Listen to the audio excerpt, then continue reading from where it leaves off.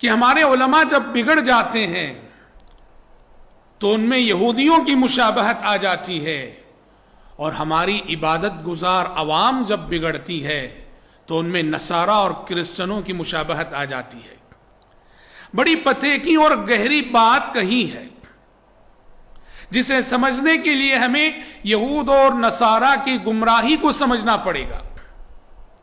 دیکھیں، یہود اور نصارہ امت محمدیہ سے پہلے گزری ہوئی دو بڑی قومیں اور دو بڑی امتیں ہیں، اور دونوں گمراہ ہوئی، لیکن دونوں کی گمراہی میں ایک بنیادی فرق تھا، اور وہ فرق یہ تھا، یہودیوں کے پاس علم تھا، عمل نہیں کیا انہوں نے، علم رکھ کر انہوں نے عمل نہیں کیا۔ وہ سب کچھ جانتے تھے، جان کر بھی انہوں نے عمل نہیں کیا۔ تو یہودیوں کی گمراہی بے عملی، لیکن نصارہ کے پاس عمل تھا، عبادت تھی، عمل میں خوب تھکتے تھے، خود کو تھکاتے تھے، پر ان کا مسئلہ یہ تھا کہ ان کے پاس علم نہ تھا، ان کے عمل کی بنیاد علم پر نہ تھی، نتیجے میں وہ بہت ساری بدعات، خرافات اور اوہام کے شکار ہوئے۔ تو گمراہی کی ان دو جہتوں اور ان دو سمتوں کو سامنے رکھ کر آپ علماء سلف کے اس قول کو سمجھیں۔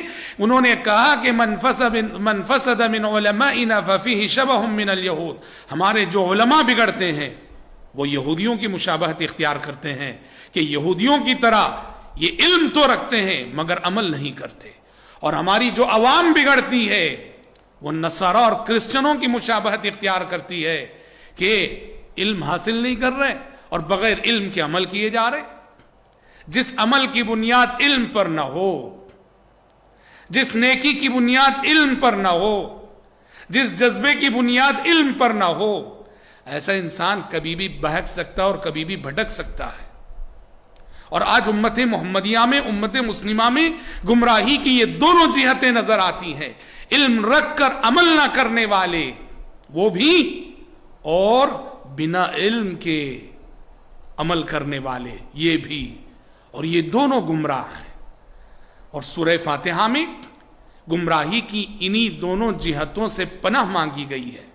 اهدنا الصراط المستقیم صراط الذین انعمت علیہم غیر المغضوب علیہم ولا الضالین، ان لوگوں کی راہ پہ ہمیں نہ چلا پروردگارا جن پر کہ تیرا غضب نازل ہوا اور جو بہک گئے، گمراہ ہو گئے۔ المغضوب علیہم وہ یہود ہیں، الضالین وہ نصارہ ہیں۔ گویا ہم اللہ سے سورہ فاتحہ میں ہر بار یہ دعا کرتے ہیں کہ بے عملی سے بھی ہمیں بچا لے اور بغیر علم کے عمل کرنے سے بھی ہمیں بچا لے۔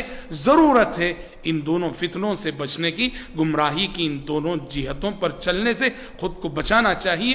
رب العالمین مجھ کہنے والے کو اور آپ سبھی سننے والوں کو سلف کی اس عظیم نصیحت پر عمل کرنے کی توفیق عطا فرمائے، آمین۔